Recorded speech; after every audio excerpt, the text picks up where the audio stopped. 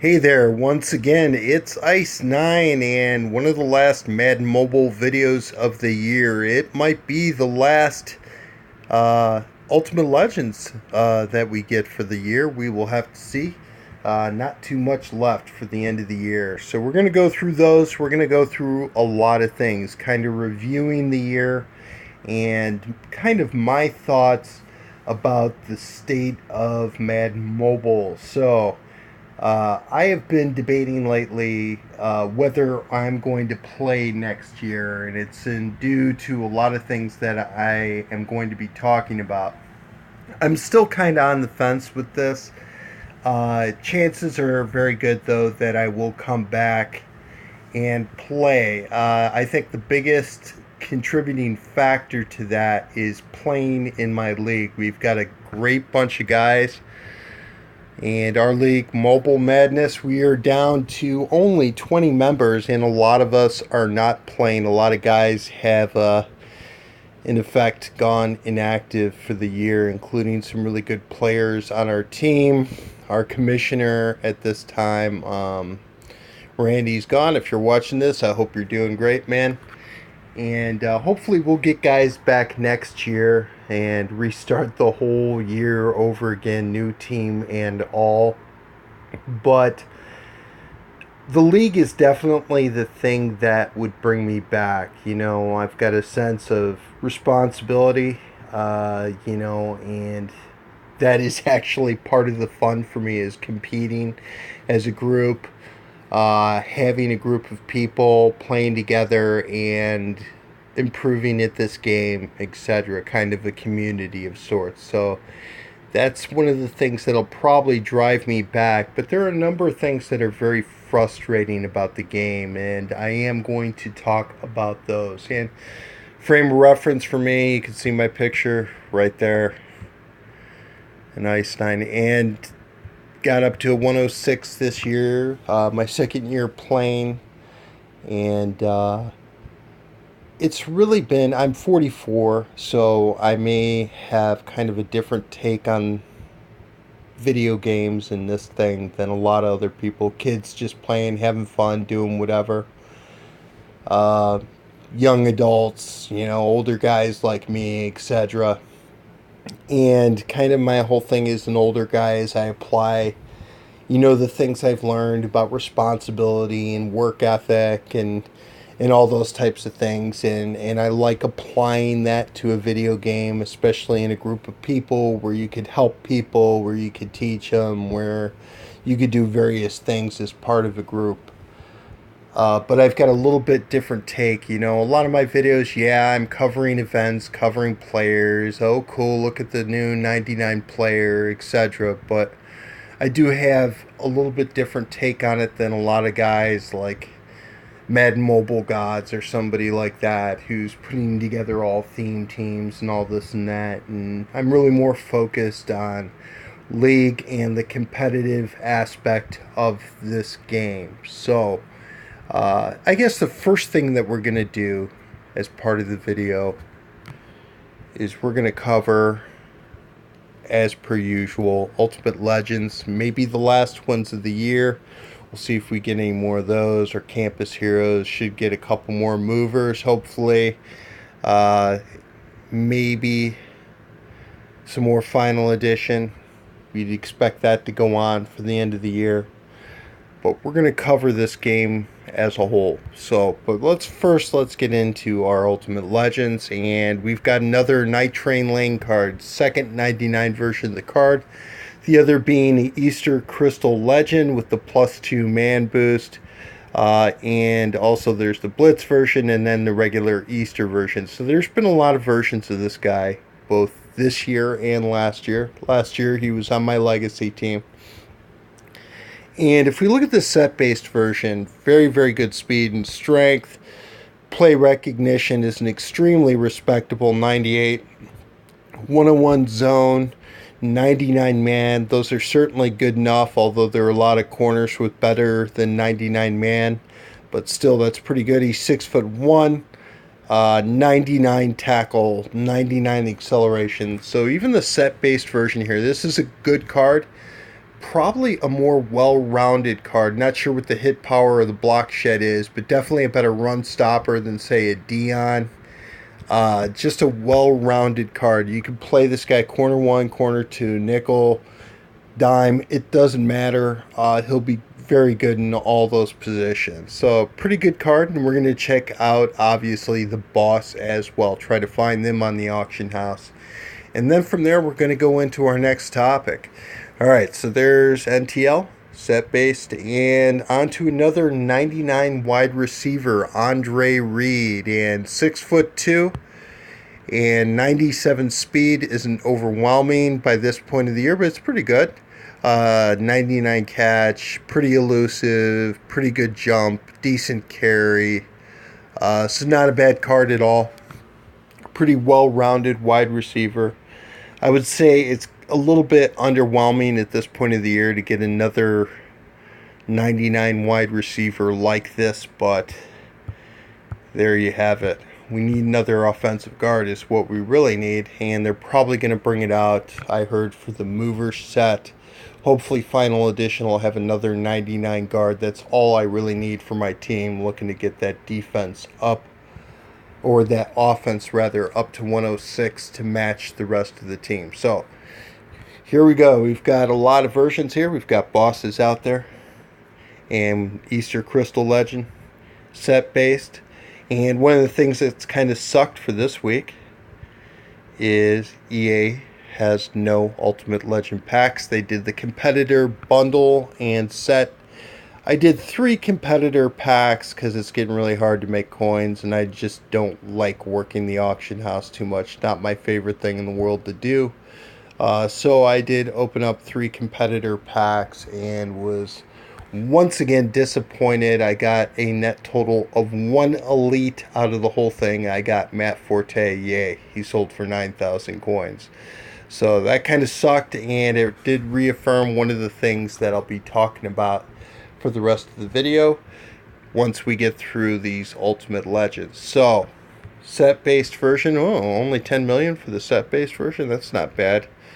3.6 is still ridiculous, but there's only a couple out there because there's no Ultimate Legend packs. That bundle had 3 Ultimate Legend items as a topper, but I don't know how many people are doing bundles at this point. I mean, it's just kind of late in the year to be spending money on the game. But here, let's look at the boss version and look at all the green over Sherman. 100 speed, 92 strength, 97 agility, 101 acceleration, 100 tackle, 101 man. The zone is 1 less than Sherman, and play recognition is 100. So ridiculous card. Very well rounded. Once again, better run stopping corner, and should break down screens a little bit better too, and be able to get through blocks and make tackles because of it. So that is, I would say, probably the best corner in the game in terms of can do a little bit of everything. Very fast, very strong, great coverages, great play recognition, perfect tackle. I'm sure the hit power is really high, maybe 99, 100, or 102. Not sure what it is. I'm not really sure what it is because I don't have the coins to purchase them. So, but that's an awesome card for sure. And you look at the Easter Crystal Legend too, and the zone's pretty high, but that play recognition is low. One thing about the NTL cards, though, and I played that Blitz card for quite a while, great boost on that card, and he played better than that low 89 play recognition on that card would indicate. He had a lot of picks. That was a great card. And one thing that I will say, it has caused me to rethink this whole thing about play recognition being the most important thing. When NTL's play recognition was low, and he still made plenty of plays. Picks even from the nickel on 2-point conversions. I got a run back with him on a 2-point conversion. A pick 6, if you will, on a 2-pointer. Pick 2, I guess you call it, on a 2-point conversion at one point in the year. And he made a lot of picks. He made a lot of plays, even with the low play recognition. And another player that's like that and still on my team, sorry I'm jumping around so much, but gotta talk about it, is Barr. Barr's been phenomenal. He's had a lot of picks for me. And play recognition is extremely low at 87. This is now a pretty old card. We're going back 5 months on this card, I would say. And it's been a good card. It's been a really, really good card. And still on my team. Would like to have somebody else to try to get the defense up. Doesn't look like it's going to happen, though, for the rest of the year. So, back to NTL. And we could see the high prices that the boss is bringing. 8 million, buy it now. 15 million. 10 million for the set-based version. 3.6 for another set-based version. And a little note from my girl there. And give me the thumbs up. I don't know what for, but okay, thumbs up. And going on, oh, there's only one read out there, and this is really, there's a lack of items because not many people are buying that bundle and are not therefore able to do the set-based version of the card with no UL bundles out there. Not a lot of players still going on. It's just tough, and people are just, drew a couple boss cards.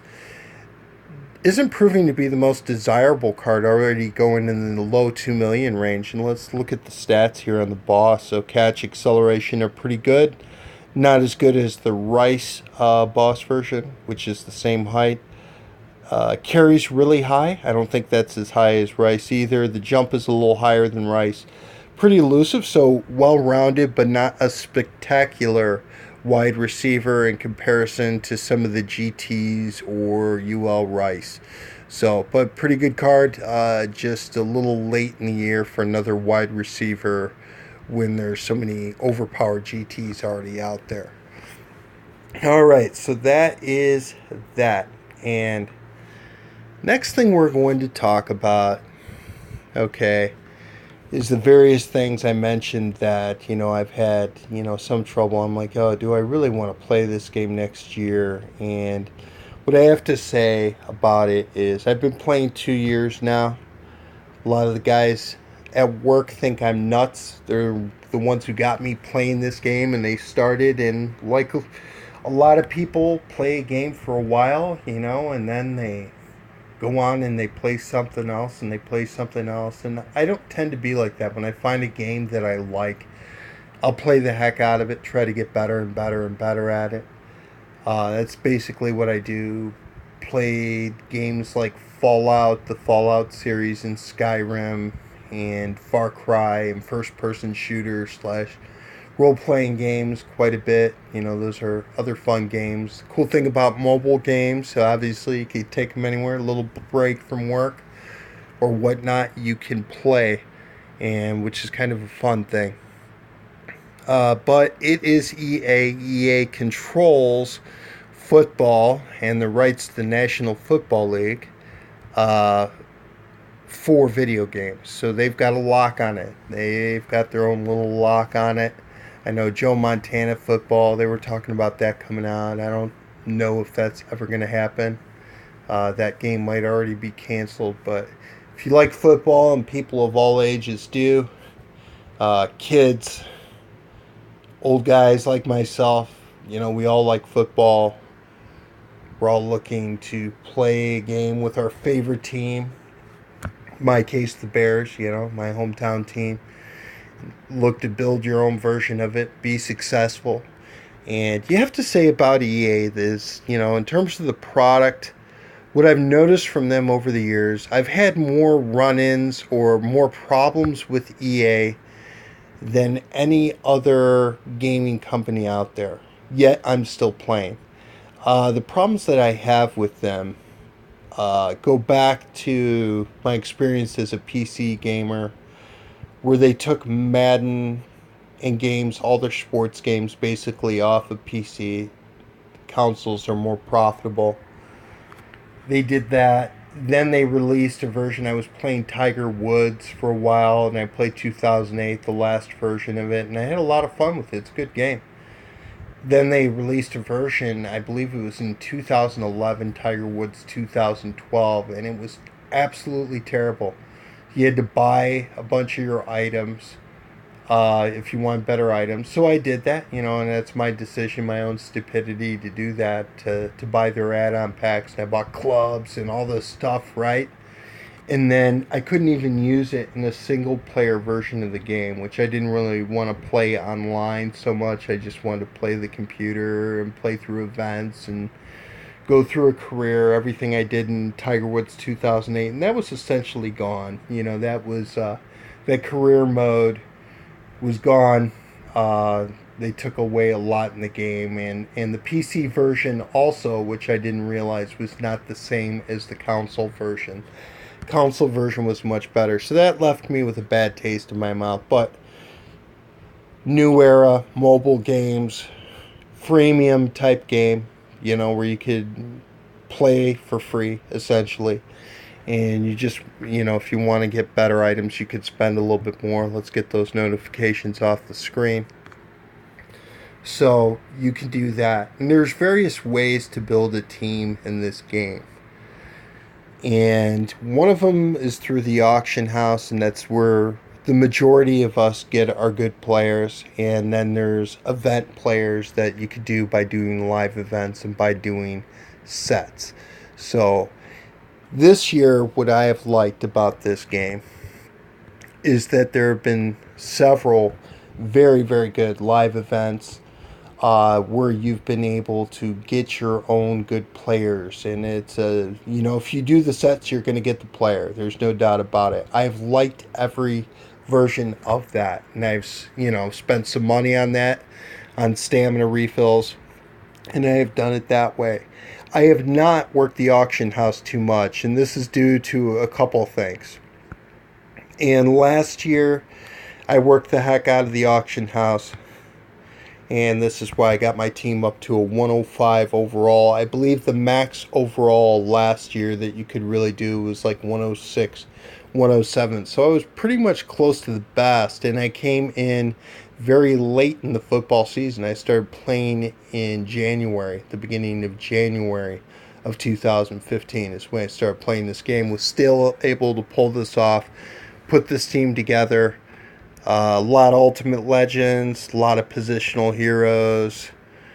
Played the auction house, bought players, any number of things I would do. I was buying kick returners and punt returners and reselling for a while.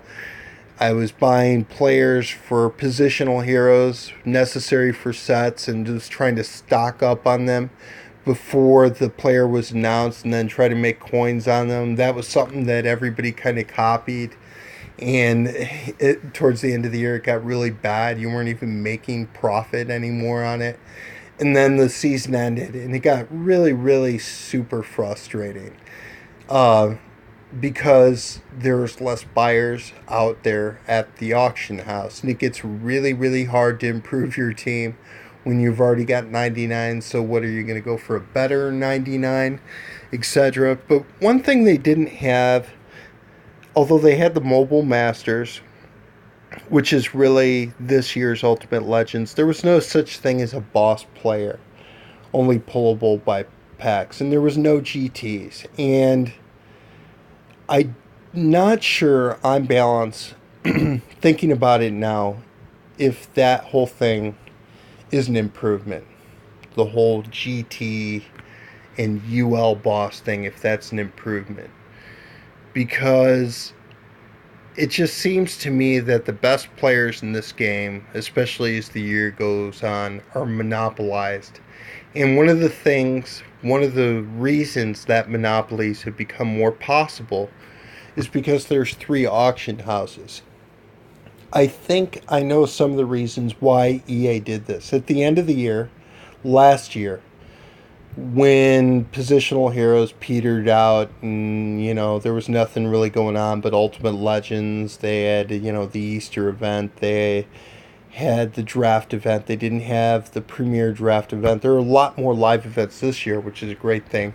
A lot more boosted players. They've made a lot of improvements to the game. More events, more promos, more players that you could get just by playing the game and not having to buy them at the auction house, etc. These have all been improvements. But last year, when things petered out, there was this couple month period that was just brutal for this game, and it's proven to be brutal this year too. Very frustrating. A lot of people are just burnt out. We've had guys, longtime reliable members, go inactive. You just get burned out. The chore and the grind of trying to improve your team as one of these things that you've got to do. It just gets very, very difficult for people, and everybody, myself included, gets too focused on the players. That's for sure. But one thing I said at the end of last year, anyways, that went on. Events petered out. It was harder to make coins on anything. Pulling packs was no guarantee that you're going to make any money. By the way, pulling pro packs works much better earlier in the year, I would say, than at the end of the year when an elite is worth nothing. It just doesn't make a lot of sense to do pro packs. But EA does the ULs, the bosses, and the GT players to try to keep people pulling through. But I haven't pulled one all year. And next year, I'm going to have a revised strategy for how to do things. Because it gets frustrating. It gets too frustrating to try to build a team, and because of various factors. So going on to the end of the year, trying to make money. One way that I found to make money, which was a little bit iffy, I guess you could say, is there was the guest account method last year. And with that, you could create a guest account if you had an iPhone where you didn't have iCloud set up. You could create guest accounts and delete them. And basically with that guest account, you could go on there, do certain achievements in season and in head-to-head.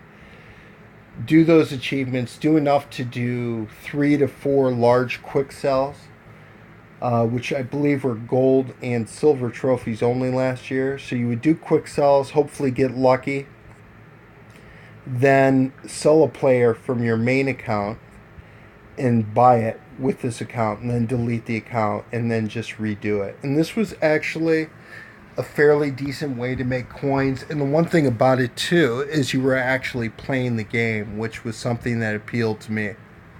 One thing about working the auction house, and I know there's people who love it, who are really good at it. I understand the principles. Could probably do a lot better at it, but helping running a league this year, just really, I haven't had time. I'm too busy at work and everything else. I play my drives, try to keep everybody playing and happy, etc. But I don't have time to work the auction house that much. And I really just want to play the game and not play this market simulator. So the guest account method was a good way to make some coins. You get lucky, and it was surefire coins. It wasn't like you were investing in anything and having to resell it, where sometimes you find out you can't resell it at a profit, right? It was guaranteed profit. So if you worked, you got paid. One of those types of things. So that was something that they did. EA, I think, caught on to that. And I think that was the reason why there's 3 auction houses. So people couldn't cheat the economy by doing that. So with the 3 auction houses, what that means is if you create a guest account, chances are only 1 in 3 that you're going to be able to create that account on the same auction house as your main team. So, you have to do a test. It's a lot more time consuming. And also they've made some of the rewards that were being unlocked on each guest account harder to do. And also the rewards weren't as good. So you couldn't do the large quick sells in the same way. And it wasn't a viable way to make coins this year. So they wanted to shut that down because EA as a company, well, they're known to be definitely one of the more greedy companies in video games, for sure. I'm very used to playing games by Bethesda, Fallout, and Skyrim, and those guys, when they create a game, they take several years to do it, 4 years to do Fallout 4. They give you a lot of content for not a lot of money, and that's just the way they do it. And a lot of people buy their games, and a lot of people love them as a company. Well, Go to EA, and they are kind of the opposite. They are going to work the hell out of you. So, this year, what I decided to do, no guest account method, which was a time consuming way, anyways. I don't always have a lot of time. So I have been what I would call the set completionist. I'll do sets, sell the results of them, try to make coins from that, spend money on stamina refills, and do a lot of sets. And you can see here in my season score, I've done 4,286 sets, which is a lot. I've done all rookie now. Let's pull some of the sets up that I've done. And let's see, I've done Elite Premier Upgrade 61 times, which is a lot. That has quickly gone south and not been too profitable, as none of these players have been really great. They got +1 boost, but they're just not the best players in this game.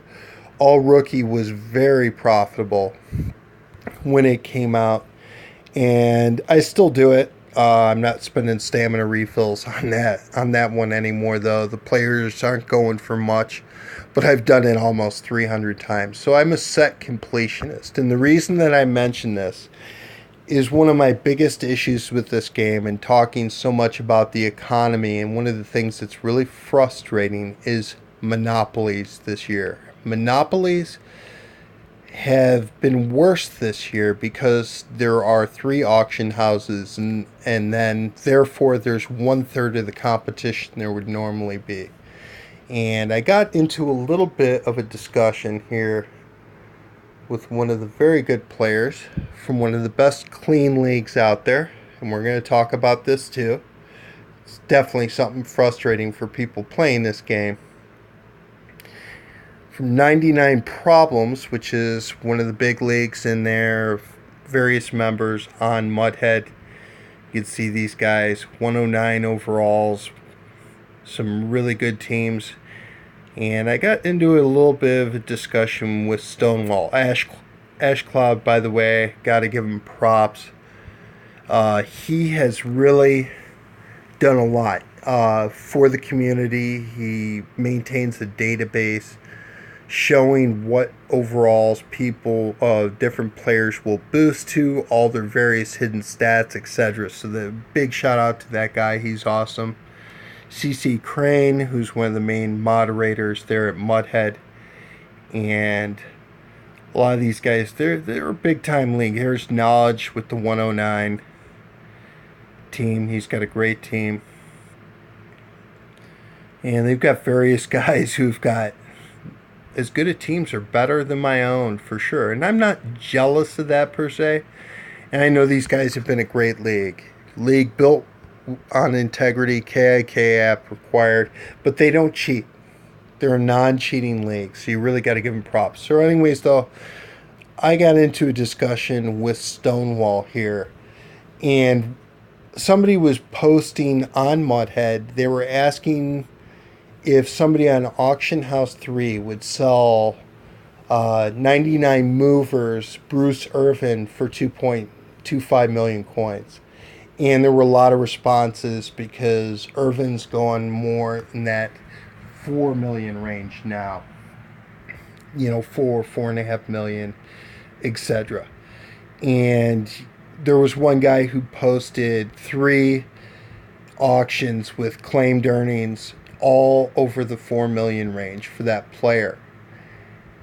And, then they were congratulating each other back and forth and kind of making fun of the guy who was pretty silly, asking somebody to post a player like that undervalue. But one thing that really irked me about the whole thing is having to deal with monopolies all this year is that these guys, it seemed to me that they were celebrating a little bit about it. They were happy about it. They had benefited over it. They've got great teams because they're so good at working the auction house.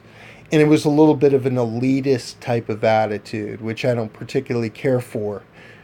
So I kind of said something, do what you want with the economy. How you make your coins is your business, but try not to do a touchdown dance. And the reason this thread is no longer active, it was locked by Legends for reasons that are unknown to me. I was typing my response as the thread was locked, and there was nothing too inflammatory going on in the thread, I think, to warrant locking it. But they locked it because this is a fact. You know, it has been known that 99 Problems and a lot of people, leagues, have been banding together to monopolize different high demand items on the auction house. You know, all these guys will work as a team and try to buy everything up and then sell it for more. But Stonewall said in response to me that, you know, what's wrong with congratulating somebody for being a set completionist? And this is all I have to say. If Stonewall is watching, which I doubt he will, but if he's watching, this is what I have to say about this. As much as anybody, I'm a set completionist. I've done 4,286 coins. I've got that nice little red icon next to my name because the amount I've spent on stamina refills to do sets. I'm a set completionist. I've done, here, going to this seasonal, and it's, wow, 10 hours from ending, 4th of July promo. Get it done quickly. And, wow, one freedom badge left. Guess I might as well sell it, huh? But I've done the Elite 4th of July upgrade set 25 times. Kind of petered out. If this was earlier in the year, I would have hammered that set a lot harder. But at this time of the year, it's just kind of difficult. And it's been a good set. This was a good promo just from the standpoint of even if you didn't get a 99, those pieces counted towards the master player. And a lot of them were 99s in their own right. So it was a good promo, but this is what the odds are like for doing sets. Okay, so I've done Elite 4th of July upgrade 25 times. I've gotten a total of 2. I thought it was 3, but now that I'm remembering, I've got 2 99s out of it. That's it, the defensive tackle, and that's all I've gotten. The rest of them have been Alex Smiths, which or players like that, which barely go for more than the most expensive and rarest card in the set, the Travis Benjamins. So I've tried to play my luck doing the set. I've sold some of the parts, but which was really more the way to go in this event. But I've done the set 25 times. That's a set completionist. That's somebody who's bringing new material out in the auction house. Go to me in the league, and we're not big shooters like 99 Problems. We're pretty small time. Moving up, but pretty small time. But, you know, I got that nice little red icon, meaning that I've spent money to do sets, and that's been the majority of what I've spent money on. Going again to this guy, and again, I'm not going to try to hate on him. I'm just going to try to tell the truth. That's essentially, you know, he's trying to say, you know, why congratulate somebody for doing sets and bringing new content and market. Stonewall's got a silver icon, so he spent some money, but not a heck of a lot. There are other guys on his team who, you know, there's Vikings who's platinum level. A lot of guys who spent no money. You know, a lot of guys have spent money. Actually, a lot of platinums on there, and that's, you know, they've spent some money, and that's, they're free to do, and they're free to work the auction house too. But don't tell me that that you have 399 Bruce Irvins, and it wasn't Stonewall who had him for sale. It was another guy who I don't know who it is, who is showing that. But don't tell me that's because you're a set completionist and you just did the mover set all those times and got those 3 players. No, what they did, and people should know how this works, but I'm going to show you. So, okay, you've got 2 Andre Reeds now, bosses on the market. Let's pick a better one. Let's try to pick a better one. By this time, most people have settled on their team, so a lot of the great GTs are gone. A lot of set Irvins. There's a Boss Rice. And this one was going for in the low 3 million range not too long ago. The Fitzgeralds aren't really going to go for anything because it's a weak 99, just like all the other final editions. They're weaker content than the GTs and the Ultimate Legends. Let's see if we can find any really good. Oh, there's one GT Des Bryant. So you see a bunch of, not to say they're junk because they're 99s, but they're not the best 99s at the auction house. There's one Boss Rice out there, which is definitely one of the better wide receivers in the game. You know, I'd like to have him in the slot, actually. It's a pretty cool card. But there's one out there. So basically, that person who has the one out there can ask what he wants to a certain extent. Now, when this content comes out, whether it be set-based live event players, or if it's bosses, which are, you know, pack-related type players, then, you know, when that player comes out, there's a rush of activity. People buy packs, they play the live event, and that's when the most of those players are going to be going out there in the market. 99 Bruce Irvin, the player gets announced.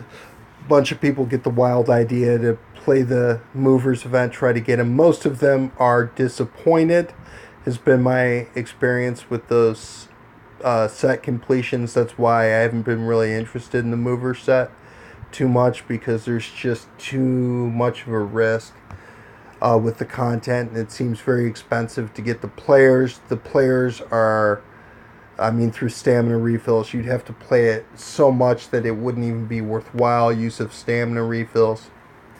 So, but if you have a 99 Irvin card that comes out, then a bunch of people will do it and they'll put it out in the auction house. And inevitably, undercutting comes in, especially by this time of the year where there's less demand. Not many people have the coins to make to get players like that. A lot of the lower level content, 96 players, 95s, 94s, 93s, they're not worth much of anything. Nobody wants them. Everybody's gone past that. So that's why pulling packs later in the year doesn't make a lot of sense. Pro packs earlier in the year when Elite is worth something is more profitable than doing it the other way. It gets less profitable as the year goes on. But so anybody who gets a 99 Irvin, let's try to find him by name, because this was the player in question actually. And I'm sorry for the long video, but I'm going to be going into this. And there's one, and he's going for $4.5 million, and that's all there is in the marketplace. A lot of green over Von Miller, everything but strength. Great linebacker, though, for sure. Very fast, great pursuit, great coverage. So when somebody does the Movers event and they put it out there and they can't sell it, and somebody else comes out and they undercut, and somebody else undercuts, and there's a little, you know, undercutting war going on.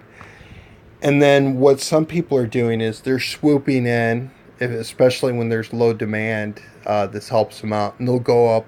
And if they see that this is the best player in the position, they'll buy them all up, just for whatever. It may get down to the low 2 million range on a player like this, as low as that. They'll buy them all up, and then they'll resell them for whatever they want. They might make a small profit. They might make a moderate or even a large profit, depending on the player and what the market gets down to. Now, there's a risk in this, of course. You know, you could, for example, you could go and you could go up as an individual if you have the coins, and when Dawkins came out, you could go up and buy all the Dawkins out there. But there are a couple things working against you doing something like this. Anybody can unlock this player. That's what made All Rookie a great event. You know, by working the auction house a little bit, or just by eventually working the event, you would be able to get 20 defensive all rookies to put in this set and do it. And that's why I did it in the first day. Anybody could do it though. That's the problem. So your supply is not limited. Other people will be able to unlock the player for themselves rather than pay too much. And they'll be able to buy them at the auction house because more and more of them will be coming out.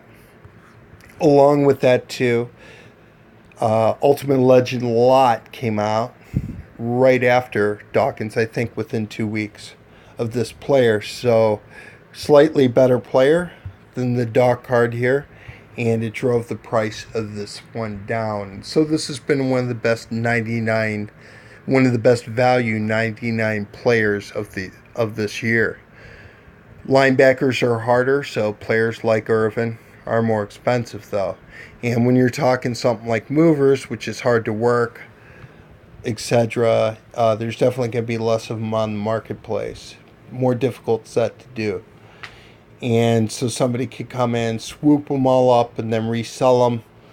And the main thing is, as a buyer, you want to watch the market, and you want to see what's happening that first day with an event. The first day of an event is usually the best time to buy the player, depending on what's going on. Something like Irvin for sure. Let's check out Sproles here, though. And we're going to look at a different situation, which basically negates what I just talked about. So Sproul, and here's the funny thing about this. And I don't know if this one is really worth monopolizing, per se.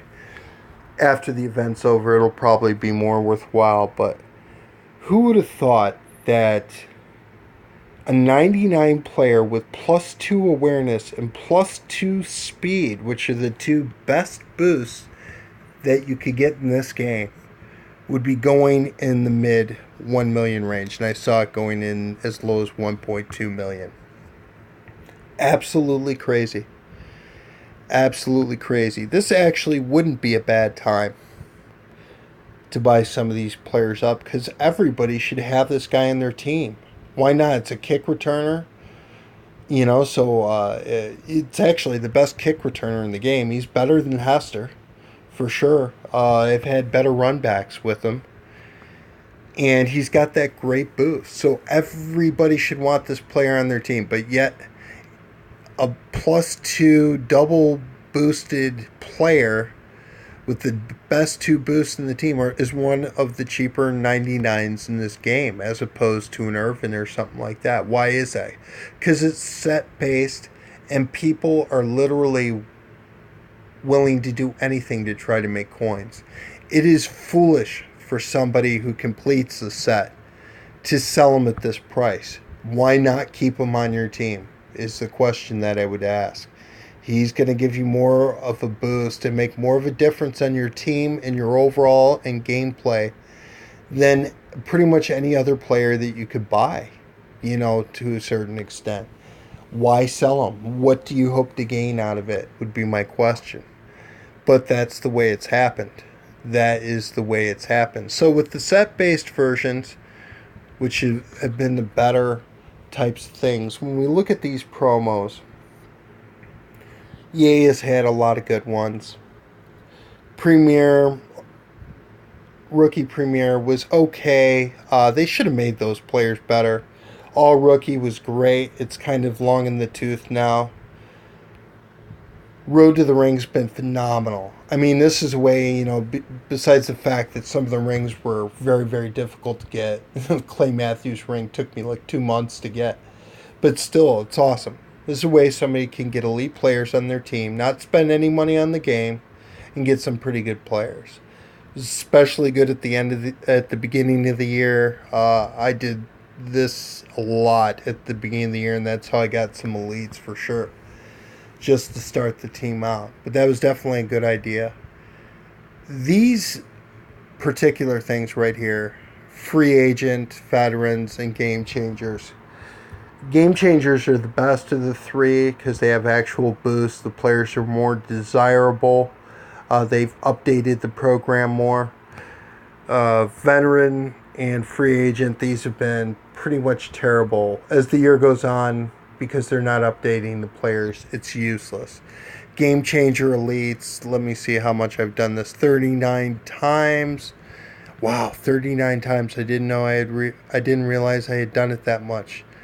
I have pulled no 96 or aboves out of this that I can recall. I got DRC from the live event directly, but I've got no 96 plus pulls from it. Not been too great, but it was another thing to do. And then another thing, achievement based, the tier 7 achievements, which were actually getting pretty close to. I don't think we're gonna make Emmett by the end of the year. Sorry, guys who don't have him in my league, but that has been awesome. It's something they didn't have last year, along with domination,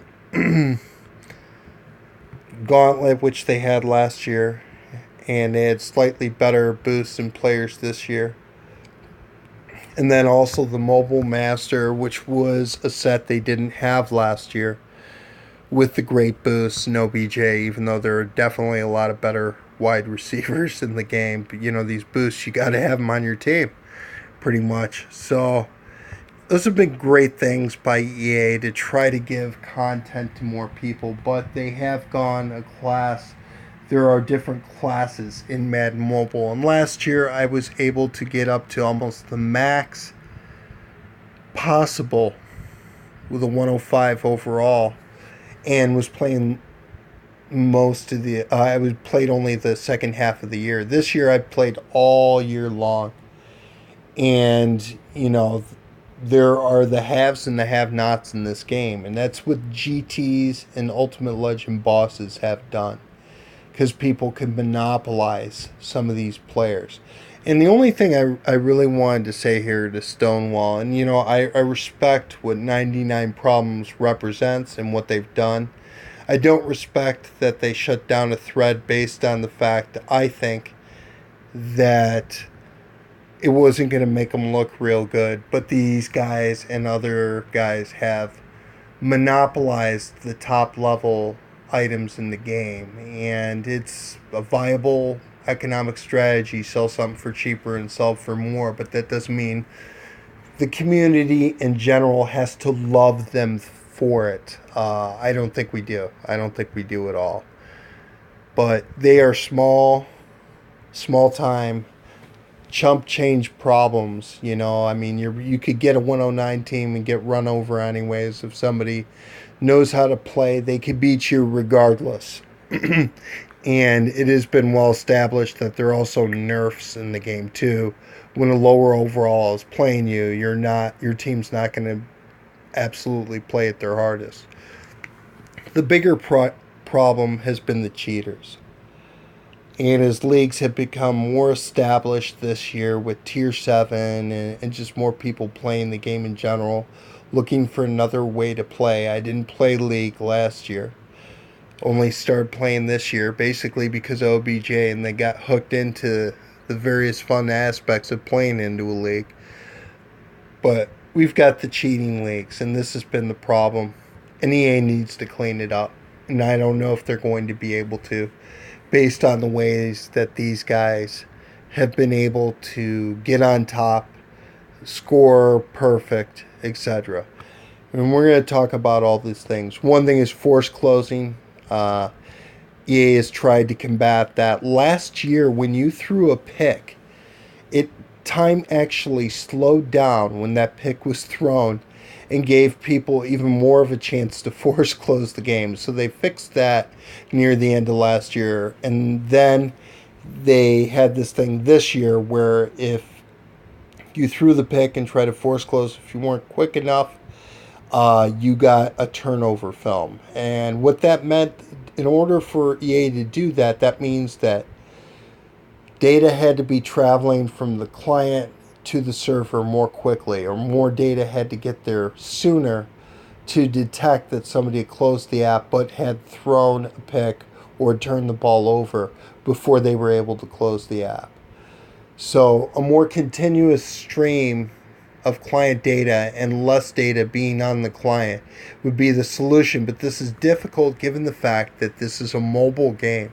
I play out in the parking lot sometimes right on the edge of Wi-Fi, and sometimes my signal drops. I get network disconnects. That doesn't mean I was force closing. That means that, or that I was trying to get around anything. That just means that I had a shitty connection at that particular point.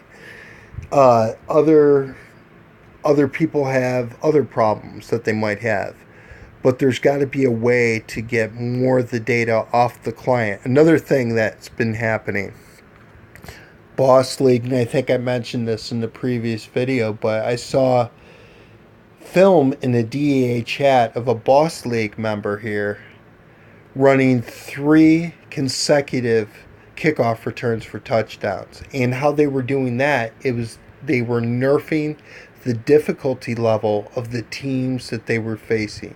The fact that somebody can do that client side and change those attributes goes against everything that should be in a multiplayer game. This shouldn't be allowed to happen, period. Something that happened earlier in the year was points glitching. I don't know what methods were being used, but people scoring like 66,000 points as an individual and then, blowing the game away. There's no reason. EA has to clean it up. They have to moderate this. It's well established. All these cheating leagues. From Jimmy Knuckles at Spherecy to the jerks at Backlash who we played. They're absolutely jerks. All these leagues, you have to travel really far up to find a league that's not cheating. And it's absolutely shameful. These guys, I think the best way to do it is once that league is found, there's the league, Boss League, 308 wins, 2 losses, and 4 ties with other cheating leagues. So these guys are top of the board. For anybody who plays this game legitimately, it's only in their own minds, their ranking. They didn't actually play to get there. They basically won with do-overs. That's how they play the game.